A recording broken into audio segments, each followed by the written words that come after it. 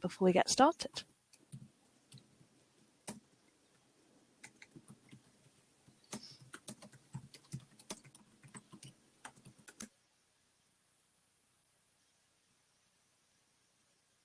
I hope everyone's keeping really well. This session will be all about the River Thames and sustainable freight and shipping. My name is Rachel Aldridge, Project Officer at CRP, and I'll be guiding you through the next 45 minutes. Before we make a start though, I'd like to mention that the session is being recorded and will be available to view online afterwards via our YouTube channel, but that will be circulated post-event. Also, your screen will tell you that it's only you watching, but there are definitely other people watching too. And if you do have any difficulty seeing or hearing this session, then definitely make sure you've joined us via Google Chrome because you should be seeing the slides and hearing voices. So if you have any problems at all, definitely try logging out and rejoining. But yeah, today's Lunchtime Launch session will be joined by some esteemed experts working in London at the moment. We have James Trimmer, Director of Planning and Environment at the Port of London Authority, or PLA, talking about air quality and freight on the River Thames, followed by Sapina Aptataru, Project Manager here at CRP, who will be presenting on the Mayor's Air Quality funded Clean Air Thames project. We also have Josh West facilitating the chat function throughout this session, so do type any questions in the bottom right of your screen, and Russ also leading on the tech. During today's Lunchtime Launch session, we will cover all of the topics on this slide, and there'll be a chance for you to hear answers to some of the questions at the end of each of the presentations. But as I said, if we don't have enough time, we will respond to everything via a detailed follow-up tomorrow. So if you do have anything that you'd like to ask our speakers as we hear from them, then please type them in the chat box at any time. It'd be great to add your name and organisation too. Thank you. So without further ado, I'd like to tell you a tiny bit of context, just in case any of you are new out there to Cross River Partnership. CRP was formed 27 years ago to build bridges across the River Thames. CRP's vision is to empower people to deliver innovative projects that support places to respond well to the significant challenges that this city faces. And these are all the values that CRP holds dear to everything that it does. So all of the interventions you'll hear about this afternoon are about enabling positive change and sharing approaches between many different organisations in lots of different locations. By now, CRP is delivering London's future together with partners including local authorities, business improvement districts, communities, as you can see detailed on the screen. CRP is delivering a wide range of projects, and we're extremely grateful to our partners and funders for making this possible. The Mayor of London's Air Quality Fund is one of our major funders, and Central Government Department DEFRA is another one, supporting CRP's Clean Air Villages project in particular. So in order to inspire us on the future of freight on the Thames, it gives me great pleasure to introduce my colleague from the PLA, James Trimmer. Over to you, James.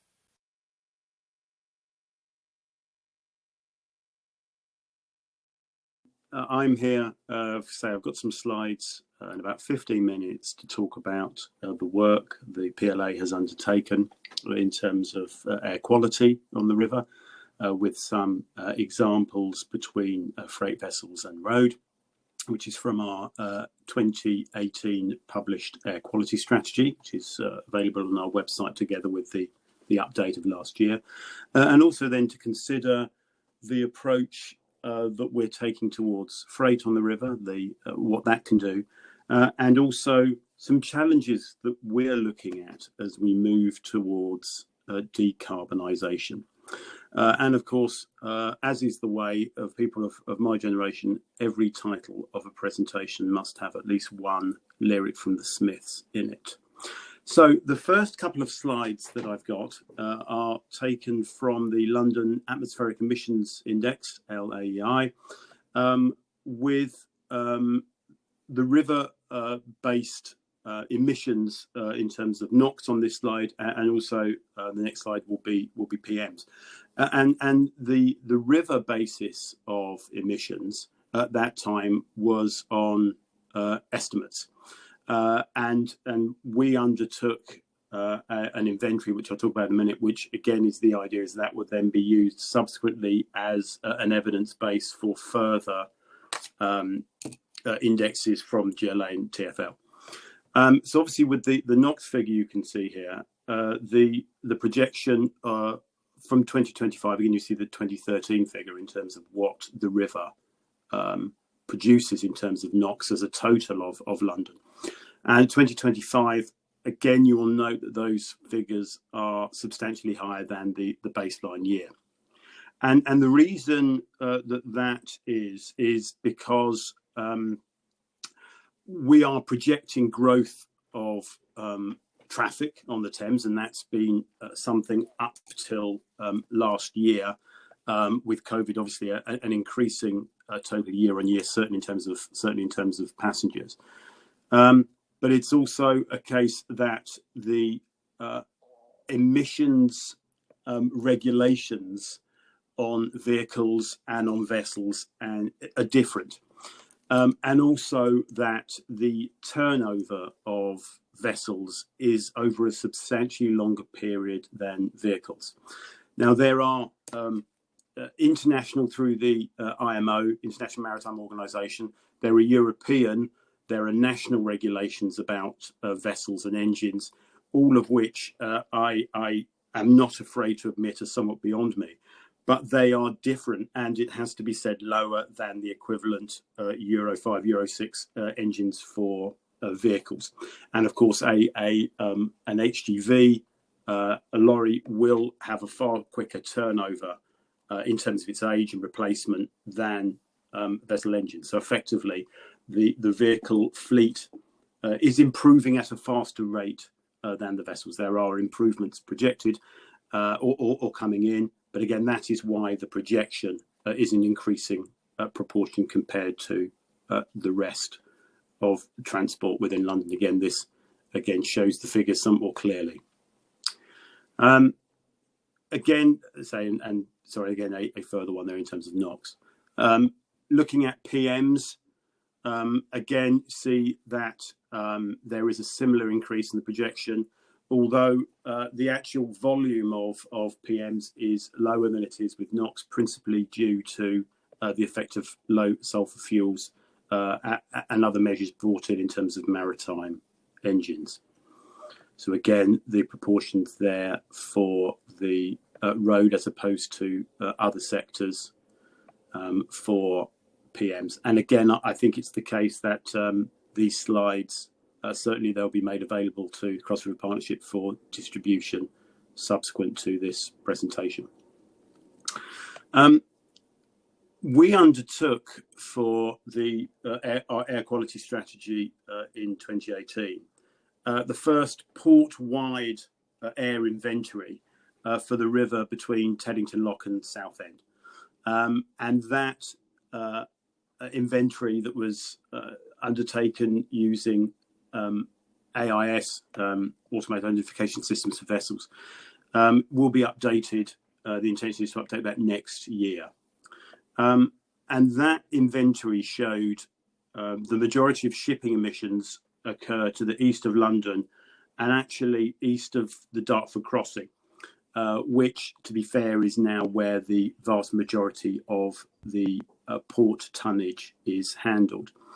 And in 2016, 195,000 tonnes of carbon dioxide, about 3,000 tonnes of NOx, about 100 tonnes of PMs were emitted from marine sources. And of these, 66%, 71% and 75% respectively were emitted outside of London. And again, that shows the scale of the issue outside and inside. And the majority of the emissions were from container ships, although there were a proportion from inland passenger vessels.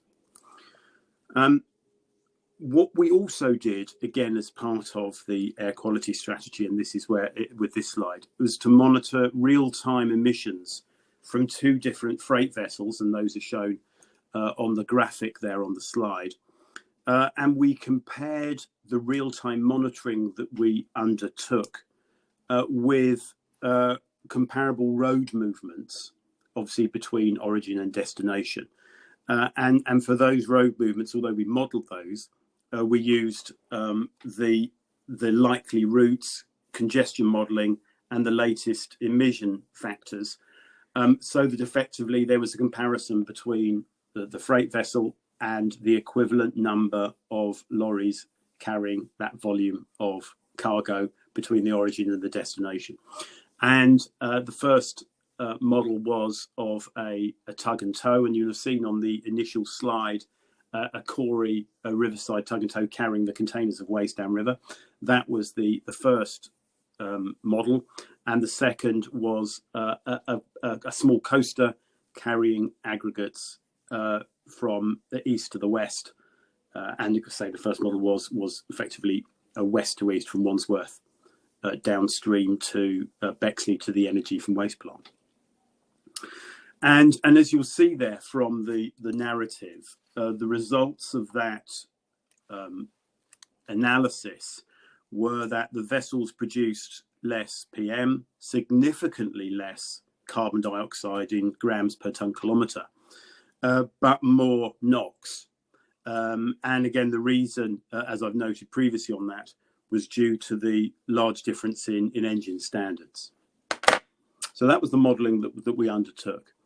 But if one considers the issue from a human health perspective, it isn't the comparative NOx emissions from vehicles and vessels at the point of emission that's crucial, but rather the concentrations close to human activity. And therefore, it's actually about the location of the receptor relative to the emitter.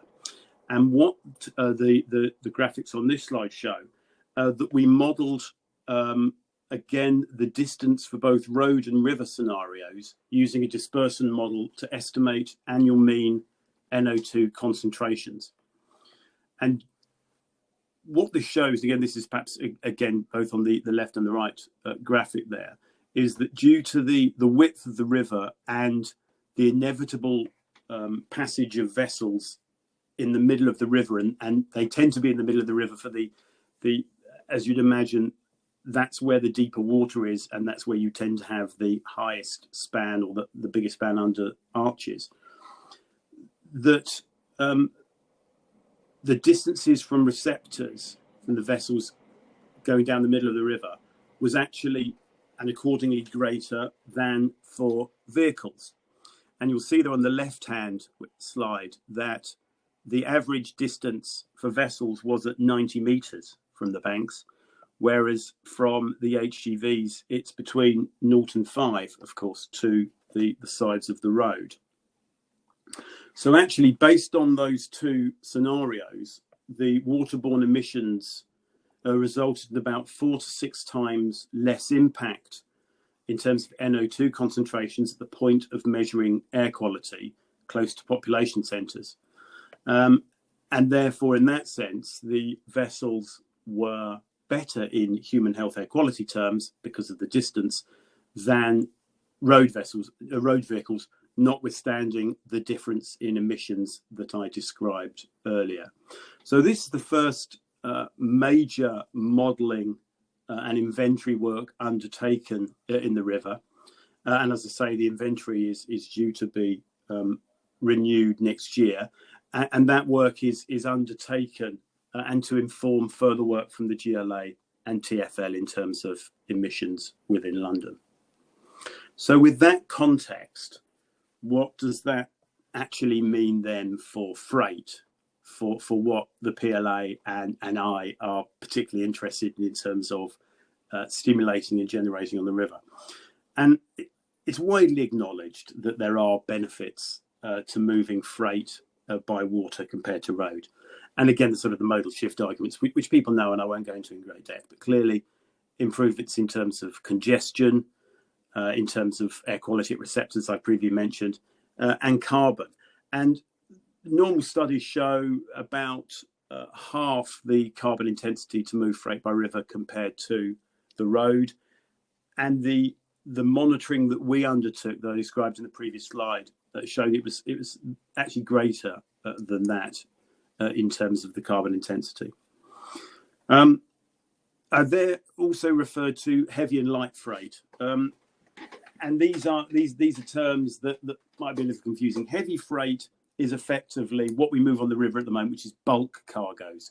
It's building spoil, construction, demolition, excavation waste, aggregates, sand, gravel. You see on the picture there a Corey tug moving the boxes. That effectively is residual waste. It's a bulk cargo, albeit moved in containers rather than in the hold of a barge. And at the moment in London, we carry round about 4.5 million tonnes of this cargo every year. And as you can imagine, based on 20-ton, 25-ton tipper Arctics, that is a substantial volume of road movements that we have moved onto the river. And we've shown through recent infrastructure projects, most recently with the Thames Tideway Tunnel, that the river can be a very precise, uncongested way of delivering cargo. And about 5 million tonnes, about 90% of all of the construction materials in and out of the Thames Tideway Tunnel was moved on the river. And that was built up from Crossrail, from Lee Tunnel, from Blackfriars Bridge. So the previous infrastructure projects were all, the knowledge was built up and has been shown through Tideway. That's just a major infrastructure project, the largest infrastructure project in Europe, has been overwhelmingly supplied by river transport. The river can deliver. And that's heavy freight. Light freight, what is it? It's something that we are looking to develop. Effectively, it's just in time. It's retail. It's white vans. It's very well-known American online retailers. And it's something that, if you look at traffic movements in London, HGVs have tended to decrease, LGVs have tended to increase. And a lot of that cargo is coming from distribution centres and warehouses to the east of London. And people see there's been massive increases in those in the A13 corridor. And what we're then looking at is how can the river take a part in that final mile delivery.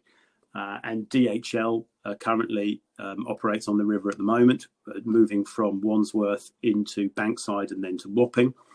And people hopefully will have seen the pilot scheme that SEVA are undertaking at the moment, which we help with for the NHS at Guy's and St Thomas's. So it's actually moving from this large freight, economies of scale, low margin, high volume, to much more just-in-time delivery, where previously the river hasn't had any role at all. You know, it tends to be bulk materials that aren't time sensitive. What we're now looking at is this massively expanding market of a time sensitive material, and of course the river can offer a uncongested highway from the east, from the major international gateways of the Thames estuary, direct to the major population centres of inner east, central and inner west London, and increasingly now outer east London as well. And I appreciate I now need to speed up somewhat. What are the challenges that we face? Well, the big one is principally infrastructure.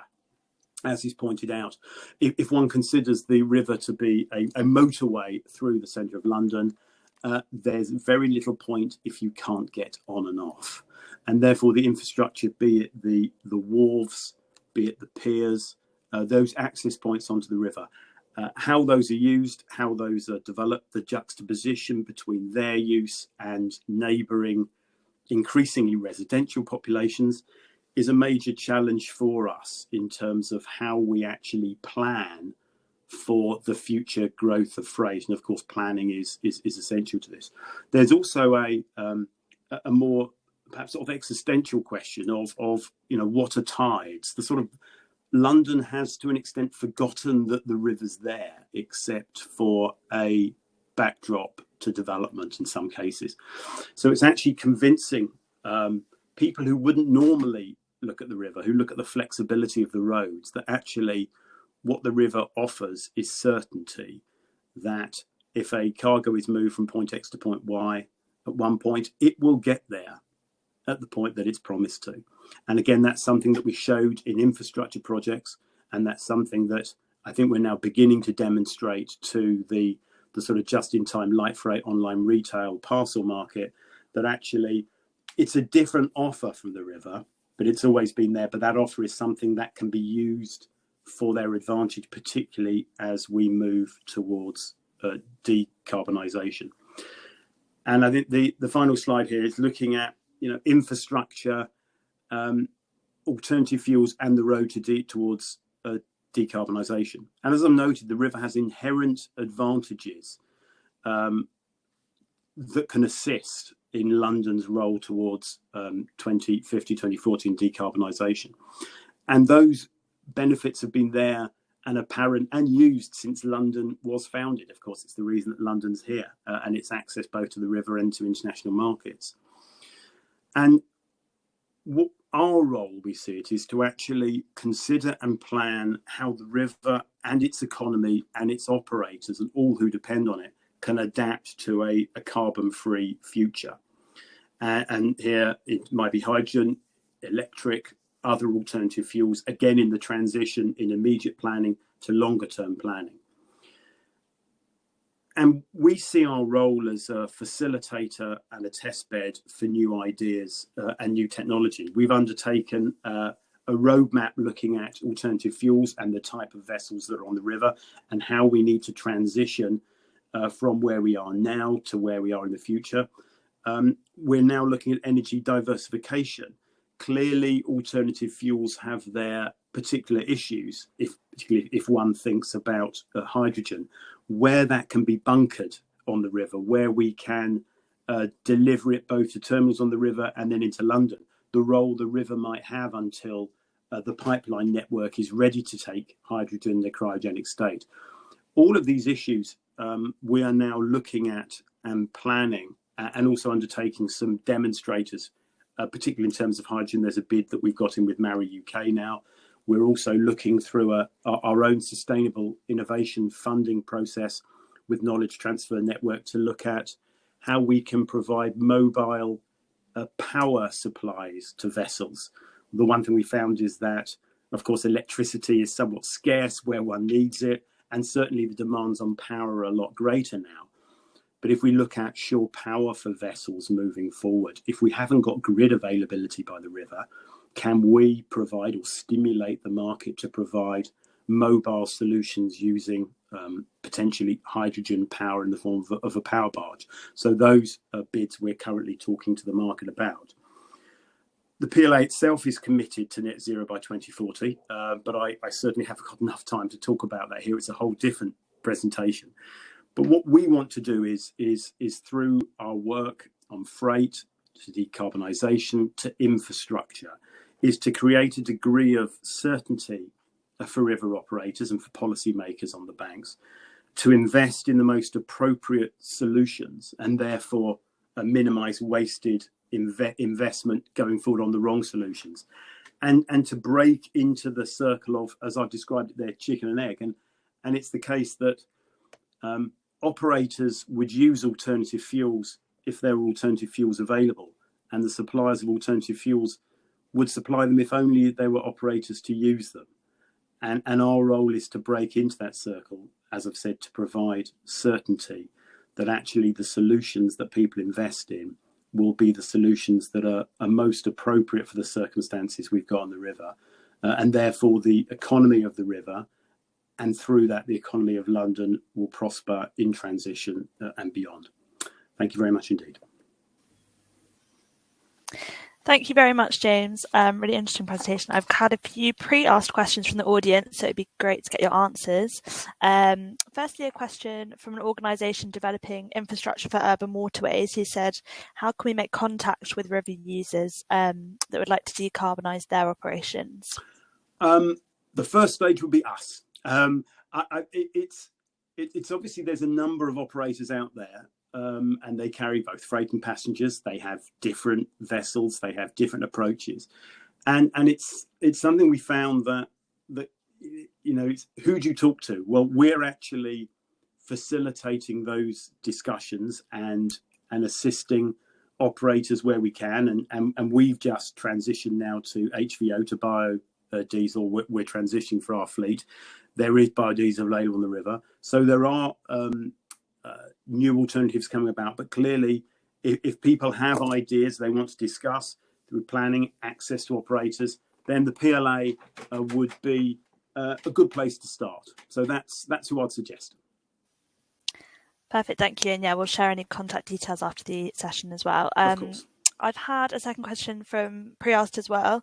With an ever-increasing number of waterside developments in London, how can the new populations of these developments be educated to help them understand that inland shipping isn't kind of a normal working day activity, to reduce the number of noise and kind of nuisance complaints that might hinder the expansion of sustainable river transport? I don't know if you could respond to that in about 1 minute, if you can. In 1 minute, I was going to say that, yes, it is a considerable issue. I have an anecdote, but I haven't got time for that. And I think it's something that actually we see differently inside London and outside. Outside London, shipping operations are 24/7. There's a lot less complaints. Inside London, we have had complaints. And I think education is important. But the trouble is, how do you actually educate people that the river is a working river? And I think what we're looking at in terms of light freight is the most important educator of all. If people realise that what they've got from their online retailer has actually come sustainably by the river, then that actually is the best way of explaining that it needs to work. Because I found out people don't complain the same way with the roads and the tube. The river tends to be different because I think as I've said, it's this what is the tides issue. It's a different perspective, and we need to ensure that people understand that what they consume matters because it's handled on the river.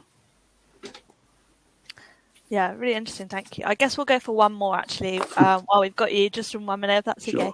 Sure. Rebecca from Greenport Magazine has asked, which future fuels will the PLA prioritise? I know you touched on this bit in your presentation, but I think at the moment, it's we're all crystal ball gazing. We all know that hydrogen will play a major role, and I think we've seen that from the government's hydrogen strategy. I think the view is generally in the market that hydrogen its carriers will be important for international shipping, probably in ammonia, and in domestic shipping as well. But we're not just concentrating on hydrogen. We are looking at a range of fuels, and electric as well. There are issues, but there are great leap forwards in terms of battery technology and electrolysis. So the current work we're doing on energy diversification doesn't just look at one fuel type specifically and prioritise that, because I don't think the answer will be one. I think it will be a range, and certainly to transition, as we're seeing now, biofuels are becoming more important. But that's only a transition to a transition. So we're looking at a range in order to provide for what suits the vessels we have on the river. And again, that comes back to the roadmap we looked at last year. One solution will not fit all the types. We've got fast ribs to tugs that need to pull 1,500-ton barges, to fast passenger, to slow passenger. So actually saying that you're going to have a hydrogen fuel cell will suit you all is not the case. So we're looking to develop the solutions that will best fit the types of vessels that we've got onto the river, and in order to supply those accordingly. Brilliant. Thank you so much for those answers, James, and your presentation. Amazing. No trouble at all. And certainly if there are any others, I'm happy to look at those and provide answers if I can. Thank you so much. Yeah, I'm sure No we'll be trouble. in touch. Great. So I'd now like to introduce our next speaker, Safina Atari from CRP. Thank you, Rachel. A very interesting talk, James. Thank you. I will be probably repeating a little bit of what you said, but within a different context. So I'm Safina. Hello, everyone. And before I launch into what CRP is doing on as far as the river goes, I thought I would sort of go back in time a little bit and talk about the history of the Thames, and more importantly, the commercial importance of the Thames to the city. In a recent paper by Professor Minelli, who's the Sheriff of London, He mentioned that London was founded in 48 AD by the Romans, and it was a location of strategic importance because, in addition to at the time being on high ground, it also had easy access to fresh water. And additionally, they could construct a bridge that connected Kent and Essex, which saved days of travel. When the London Wall was built, which was around 200 AD, barges were used to move some 850,000 tons of stone, aka construction material, aka heavy freight. Up and down the river using its tides. And as the city has developed over the centuries, it's depended on the river to move essential produce and products between the city and surrounding areas. So harvests from Kent, Essex, Suffolk farms could be in the city within a couple of days using the river. From the 1600s to the 1800s, the Thames sailing barges were the equivalent of lorries. And as late as 1903, a joint select committee of the Lords and Commons estimated that 75 to 80% of London's traffic was carried by barges. So cut to the 1900s, the lorry became a viable competitor.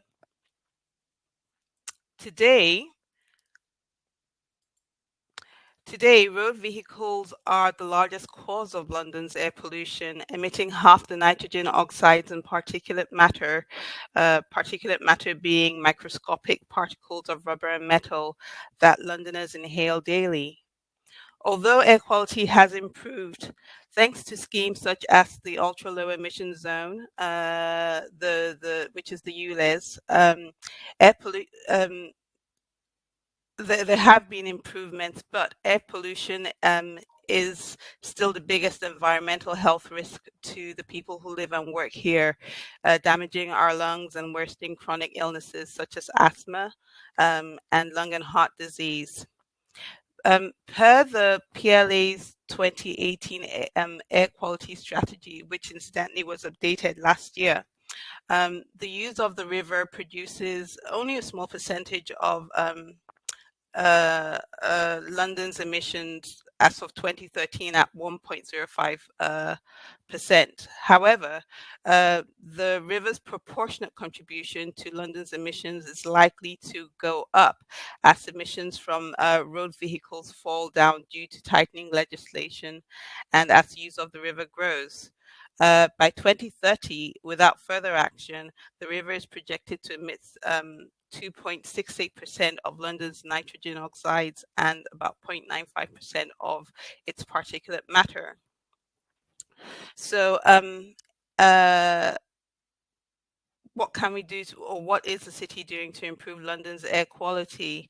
Well, in addition to increasing charging infrastructure to ease the transition to electric vehicles, there's also the ULEZ, which I've mentioned. And by the way, that the ULEZ is expanding up to, but not including, the north and south circular roads on the 25th of October. Finally, we have the Mayor's Air Quality Fund, which is a 22 million fund over 10 years to support projects by London's boroughs to improve air quality. And one of these projects is the Clean Air Thames.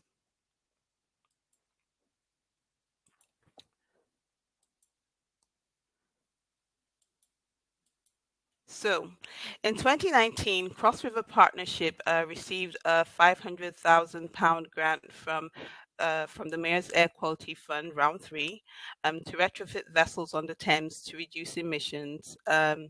We chose to focus on selective catalytic reduction, or SCR, gas exhaust treatments.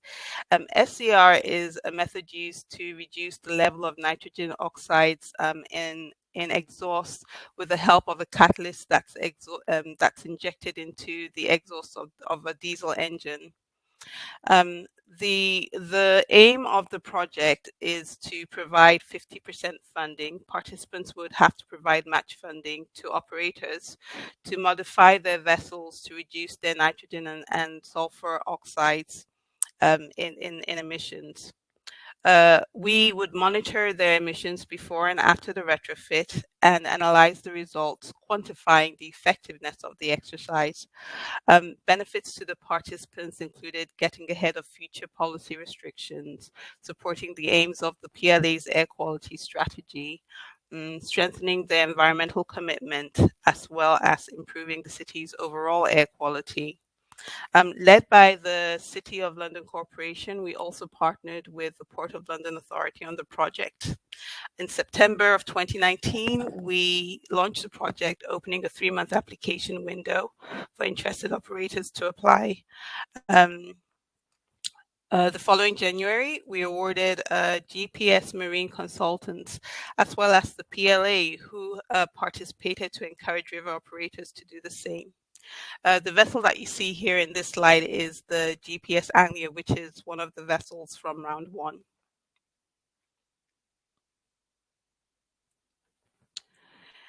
Here we see the other vessel, which is PLA's Driftwood 2, undergoing its pre-retrofit monitoring last September between lockdowns.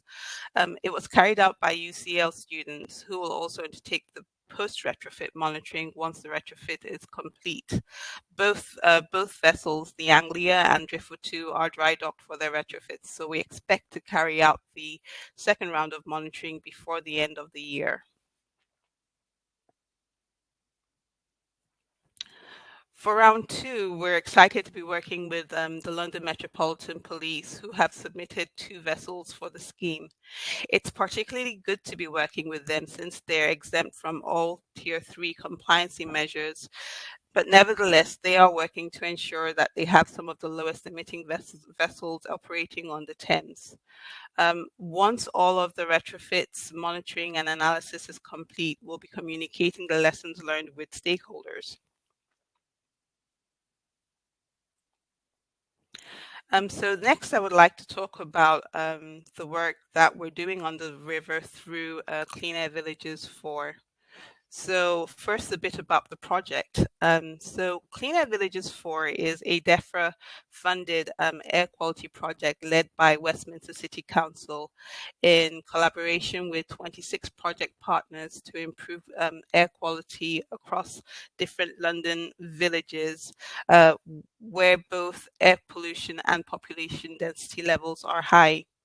£700,000 was granted to Cross River Partnership with an additional match funding from the 26 project partners of £520,000. The partners themselves are comprised of 13 local authorities, 11 business improvement districts, Cadogan estates within Kensington and Chelsea, as well as the Port of London Authority. The project itself is going to is running from the 1st of April to the 30th of June next year. CAV4 is actually the 4th iteration of the project. So this is the 4th year that we're running the project, and we're looking at freight solutions that support a clean air business recovery from COVID-19. The project itself is comprised of 5 strands of work. We have consolidation, where we're looking at zero emission vehicles and increased use of the Dartford Consolidation Hub, river freight, and supplier consolidation. We have the distribution strand, where we have an urban logistics map, which maps out various consolidation hubs across the city, a micro hub pilot, the circular economy, and looking at virtual loading bays. We have the mode strand, which looks at shared electric vehicles, cargo bikes, river freight, rail and tube freight, and walking freight. We have the technology strand, which looks at digital tools that support improving air quality by supporting behavior change, listing low emission suppliers, and more. One tool that came out of CAV3 earlier this year was the Clean Air tool, which helps users visualize their emission savings when switching from a diesel van to an EV or a bicycle or even walking. And then finally, we have the policy strand, which is which is supporting comms on the ULEZ expansion, increasing the project's social media presence, producing our lunchtime launches, as well as producing case studies and toolkits so that others can replicate our work. But let's get back to the Thames, which touches mainly on the first three strands, which are consolidation, distribution, and mode.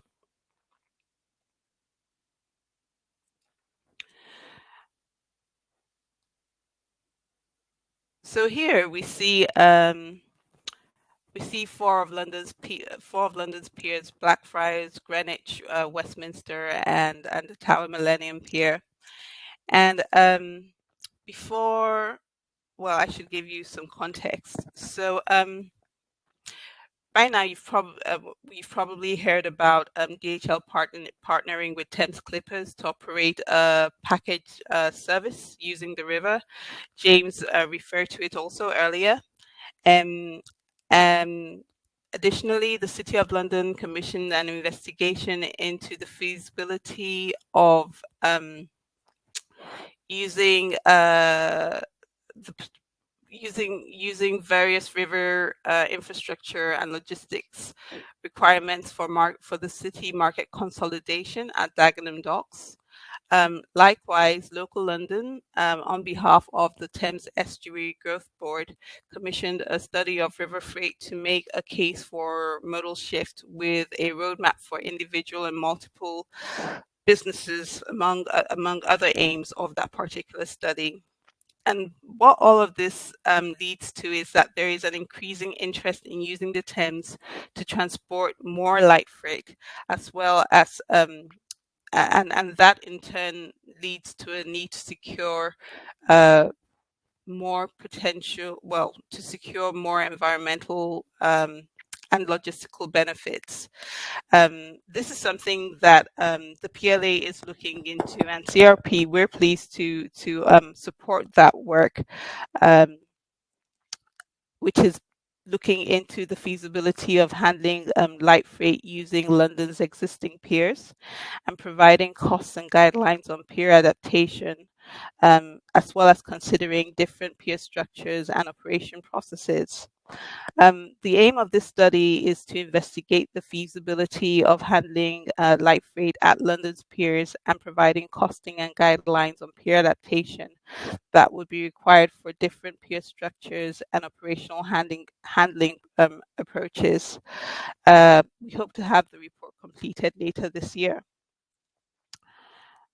And then next of all, we have air and noise quality monitoring for the riverboat delivery service that Guy's and St. Thomas Trusts are working with.